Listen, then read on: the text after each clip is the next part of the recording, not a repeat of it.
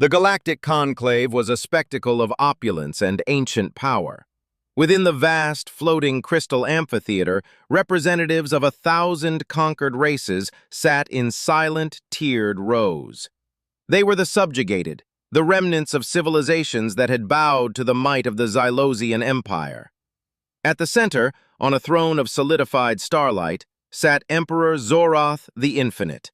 His form was a magnificent shifting mass of iridescent scales and energy, his 3 eyes burning with the cold fire of a being who had commanded the destruction of stars. Today was a formality, the final assimilation of a new backwater species, humanity. They were from a planet called Earth, notable only for its stubborn and primitive inhabitants. Their ambassadors, a delegation of 5, stood in a small defensive cluster on the gleaming floor of the amphitheater, looking utterly insignificant. Emperor Zorath's laughter began as a low rumble, like the shifting of tectonic plates, and swelled into a booming, resonant sound that shook the very air. It was a sound of absolute, condescending mirth. He gestured with a clawed hand towards the humans. "And these are the ones who dared to resist?" he boomed, his voice translated simultaneously into every language by the Conclave's psychic field. "We have witnessed their fleets, fragile shells of metal and explosive compounds. We have scanned their weapons, primitive kinetic projectiles and directed energy that would barely singe our hulls. Their leaders bicker amongst themselves. Their history is a tapestry of self-inflicted conflict. They are a species of chaotic, frightened children, playing with fire in a universe of stars." He leaned forward, his immense form casting a shadow over the human delegation. "Your defiance was not courage, little creatures. It was the blind panic of prey. We did not conquer your solar system, we simply arrived. Your resistance was a formality, a final pathetic twitch before the inevitable. We are Xylos. We have guided the birth and death of 1,000 civilizations. We have absorbed the knowledge of species who could unmake your sun with a thought. And you sent a message, a single, coded transmission across the void. We expected a plea, a treaty, an acknowledgement of our superior might." The laughter subsided, replaced by a predatory stillness. "Instead, your transmission was a series of coordinates and a single untranslatable phrase. Our linguists have finally decoded its primitive meaning. It is a challenge, a barbaric, illogical demand." Zoroth's voice dripped with contempt. "Face me. You wish for us, the Xylosian Empire, to face you, as if we were equals on a field of honor. The absurdity is almost endearing." The other alien delegates stirred. Some tittered nervously, eager to please their master. Others watched with a dull, haunted look in their many eyes, the look of the conquered who had long ago forgotten what it felt like to hope. The humans, however, did not flinch. Their leader, a woman named Anya Sharma, with close-cropped gray hair and eyes the color of a stormy sea, stepped forward. She was an admiral, a veteran of the border wars that had unified humanity, and she was the one who had sent that transmission. "You misunderstand the phrase, Emperor," she said, her voice clear and steady, cutting through the psychic hum of the chamber. It was not loud, but it carried a weight that the Emperor's booming laughter lacked. It was the weight of absolute certainty. Zoroth's 3 eyes narrowed to slits. "Oh? Enlighten us, little insect. Is it a plea for a merciful death? A request for single combat? It is all the same. You are nothing." Anya Sharma did not look away. "It is not a request. It is a statement of fact. Face me is not about you. It is about us. It means we are here, we are real, and we will not be dismissed. You see our fragile ships and our simple weapons, and you think you understand us. You see our history of conflict and call us children. But you have not looked closely. You have not seen what happens to a human who is cornered. You have not seen what we do when the odds are insurmountable." She took another step forward. The Xylosian guards stirred, their energy weapons humming to life, but Zoroth raised a hand, curious despite himself. "We are not a species of warriors," Anya continued. "We are a species of survivors. There is a difference. A warrior fights for glory, for conquest. A survivor fights because the alternative is unthinkable. You have conquered 1,000 races who were stronger, smarter, more advanced than us. Why? Because when you arrived, they saw your power and calculated the odds. They did the math, saw they could not win, and they surrendered. Their logic, their wisdom, became their weakness." She paused, letting the silence hang in the air. "Humans are not logical. When we do the math and see we cannot win, we do not surrender. We do not calculate the odds of survival. We calculate the odds of taking you with us.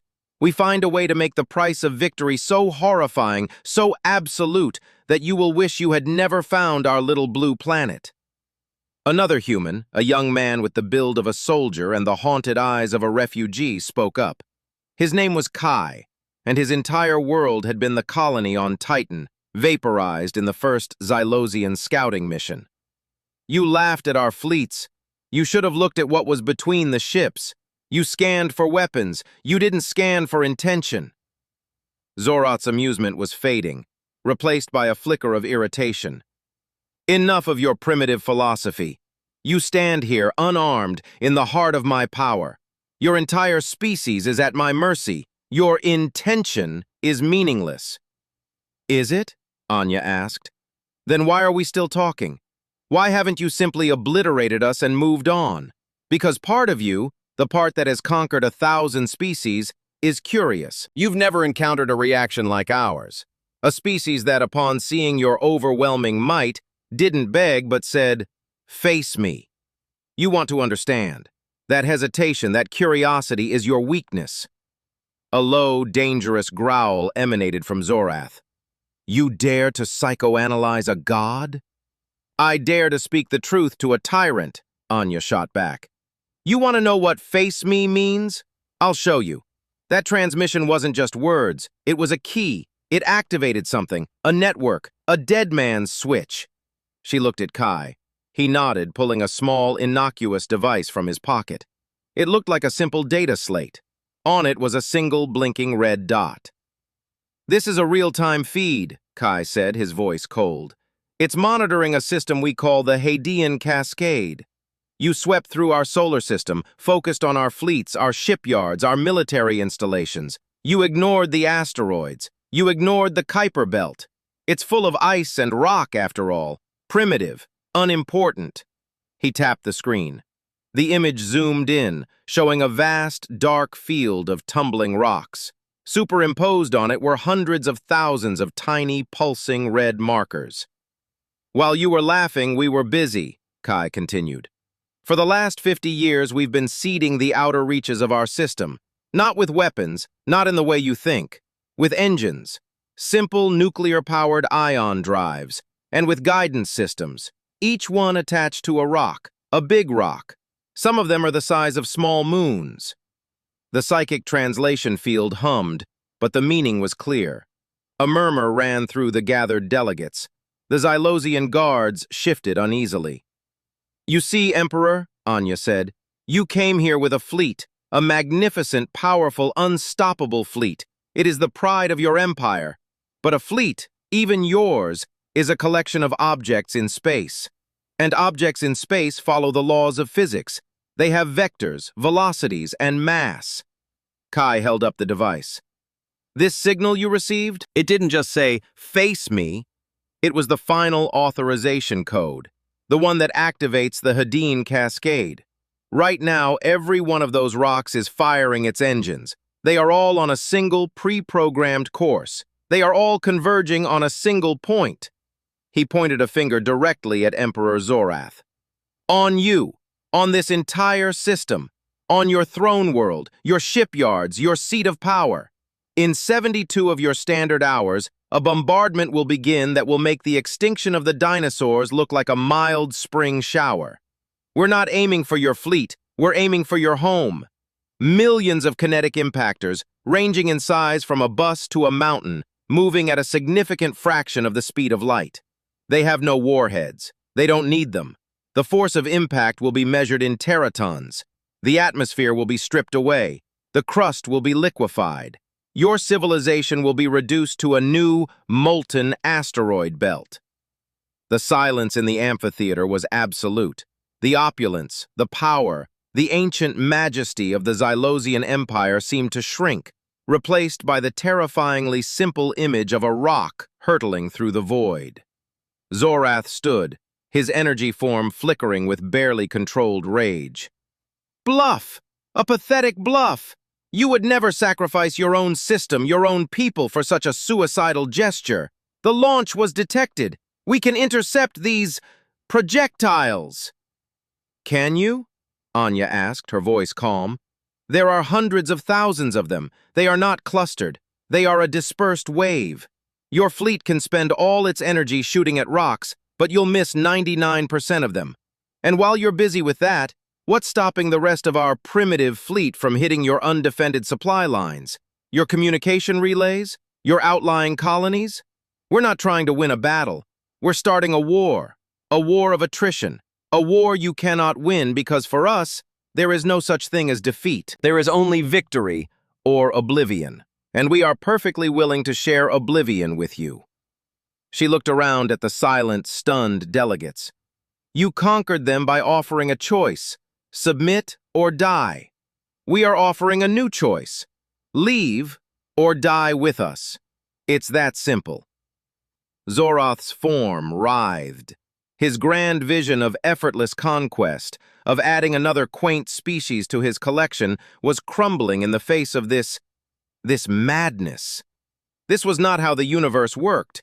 The strong conquered the weak. The weak submitted. It was the natural order. But these humans had thrown the natural order out the airlock. You are insane, he whispered, the word carrying the weight of a galactic emperor's confusion. No, Anya corrected him, a faint, grim smile touching her lips. We're human, and you finally faced us. The standoff was absolute. The Xylosian fleet, poised to strike at Earth, now faced the horrifying realization that their home system was a target. Their advanced sensors confirmed the truth of the humans' words. A wave of projectiles, too numerous and too dispersed to be fully stopped, was on a collision course with their core worlds. Their vaunted power, built on fear and submission, was useless against an enemy that felt no fear and refused to submit. For 3 days, the conclave hung in a state of suspended animation. The humans, still standing in the center of the amphitheater, were not prisoners, nor were they guests. They were a catalyst, a ticking bomb. The other delegates watched them with a new emotion, awe. They saw for the first time in millennia a spark of something they had forgotten, defiance. On the 3rd day, Emperor Zorath the Infinite, conqueror of 1,000 worlds, master of the Xylosian Empire, returned to the amphitheater. His form was dimmer, his presence less overwhelming. He looked at Anya Sharma. He did not laugh. The Hadean Cascade, he said, his voice flat. It cannot be stopped. Our projections show that even with our full fleet in defense, 30% of the projectiles will impact. The resulting ecological collapse will set our civilization back 10,000 years. It will be a wound from which we may never recover. Anya nodded slowly. We know. You would have done it, Zorath said. It was not a question. In a heartbeat, Kai confirmed from behind her, his hand still on the device. Zorath was silent for a long moment. He looked at the humans, these small, fragile, illogical creatures. He saw not weakness, but a terrifying, unyielding strength. A strength born not of power, but of a willingness to embrace the abyss. We have broadcast a recall order to our fleet, he said finally, the words seeming to cost him a physical effort. They will stand down. They will withdraw from your system. In return, you will deactivate your cascade. Anya held his gaze. And then what? You go home, rebuild, and come back in 100 years with a new plan? We're not interested in a truce, Emperor. We're interested in a guarantee. There are no guarantees in the universe, Zoroth roared, a flicker of his old power returning. There are now, Anya said. Your withdrawal is not enough. You will leave a permanent embassy on a neutral world to be decided. All your knowledge of galactic politics, of the other powers in this galaxy, of the threats we don't even know about, you will share it with us. You will teach us. In return, the Hadean Cascade will be deactivated but not dismantled. It will remain, a permanent feature of our system, a monument, a reminder, a promise. For as long as your empire exists, a part of it will always be aimed at your heart. You will not come back because you will never be sure that we haven't built another one, hidden somewhere else, in the dark between the stars. The silence that followed was the silence of a paradigm shattering. The conquered delegates stared, their mouths agape. This wasn't a negotiation. This was a species, moments from annihilation, dictating terms to the most powerful empire the galaxy had ever known. And the empire was listening. Zoroth's 3 eyes closed. When they opened again, the fire was gone, replaced by a weary, ancient acceptance. He had finally faced humanity, and he had blinked. So be it, he whispered, the words of surrender bitter on his non-existent tongue. The Xylosian Empire acknowledges the human constant. Anya Sharma did not smile in triumph. There was no victory dance, no gloating. She simply nodded, a profound weariness settling on her own shoulders. She turned to Kai and gave him a single, quiet order. Send the deactivation code, and then, let's go home. As the human delegation turned to leave, the amphitheater remained silent, but it was a different kind of silence now. It was the silence of the old order dying and the terrifying, exhilarating birth of a new one.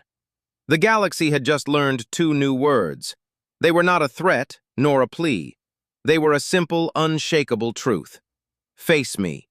And for the first time in its long, arrogant history, the universe had done exactly that. It had faced humanity, and it had seen not a frightened child, but a mirror reflecting its own mortality.